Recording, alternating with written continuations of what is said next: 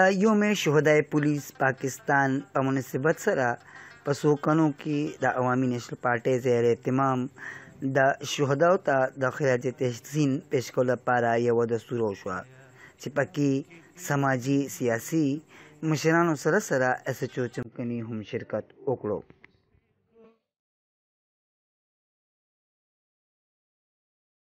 په دې موقع د عوامي نیشنل پارټۍ د څو کڼو صدر ذوالفقار بټو په حجره کې د شهداو د اوچتې مرتبې لپاره قرآن خواني وشوه. د قرآن پاک د ختم نه پس د شهداو دپاره اجتماعي دعا وغوښتل شوه. د عوامي نیشنل پارټۍ د طرفه د شهیدانو په قبرونو باندې ګلونه هم وغوړولی شول.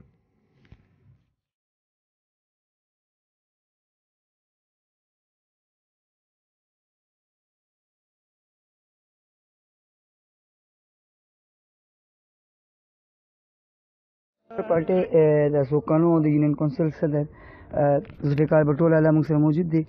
بټو لاله، تاسو د پروګرام وکړو، د څو کڼو شهیدان هم یاد کړل. موږ ستاسو د څوک چمکني ټي وي د طرفه ستاسو شکریه ادا کوو. تاسو په دې موقع باندې ستاسو څه جذبات او څه احساسات او څه الفاظ دي؟ شکریه خو موږ د چمکني ټي وي ادا کوو او د خپلو مشرانو ادا کوو چې هغوی موږ ته دا حکم وکړو. خو مونږ کې په خپله دا احساس، دا سوچ، دا فکر هم پکار دی چې دا څوک دي، دوی د چا دپاره دا ځانونه قربان کړي، دوی څه وکړل. زه نشم ویلی، ما سره هغه الفاظ د دې خلکو دپاره نشته چې دوی د دې خاورې دپاره، د دې ملک دپاره، د دې پښتو دپاره، د دې انسانیت دپاره ځانونه قربان کړل.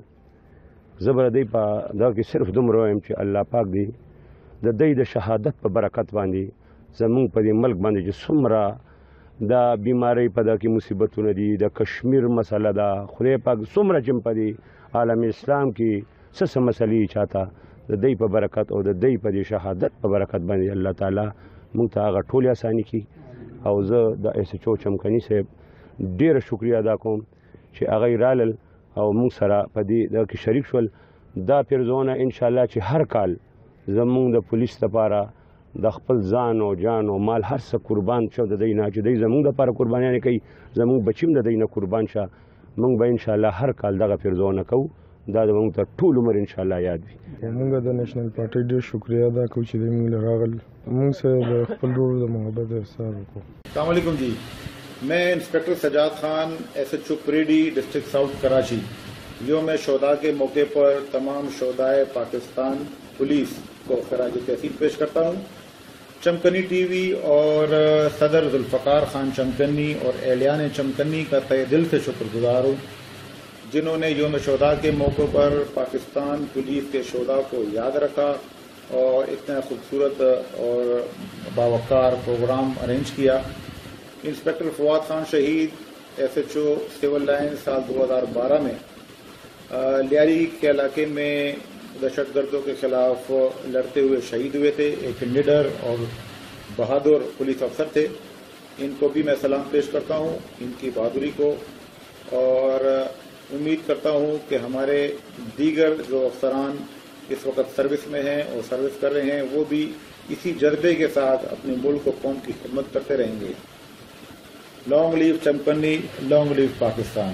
پاکستان پولیس زندہ باد. ډېر شکریه ادا کوم، خاص کر د این پی والا او بیا سره د پولیس والا خو د کرونا په باره کې دا کیس چې دی نو دا لږ ختم کړو، او این پی والا چې دی نو رووتل ته او د ټولو شهدا دپاره این پی والا چې کوم نن دی په فضل چې هغوی ورته ډېر زیات اهمیت ورکړو، او خاص کر این پی والا دې کار دپاره هر یو پارټۍ د پاکستان په کار دي چې پاکستان کومه پارټي وي هغوی له په کار دي چې دوی له خامخا دی دا کوي سره نه دغې لکه دا خو یوازې په پولیس نه چې کوي، پولیس په خامخا کوي یا به ګورنمنټ اف پاکستان کوي یا ګورنمنټ پښتونخوا به کوي. دا نورو پارټولو هم په کار دي، که هغه پیپل والا دي، که نیب والا دي، که مسلم لیگ دي او که نور پارټۍ دي، نو پاکستان د دې عوامو د ټولو خلکو سره د هغوی له په کار دي چې دا خامخا دا سرته ورسوي.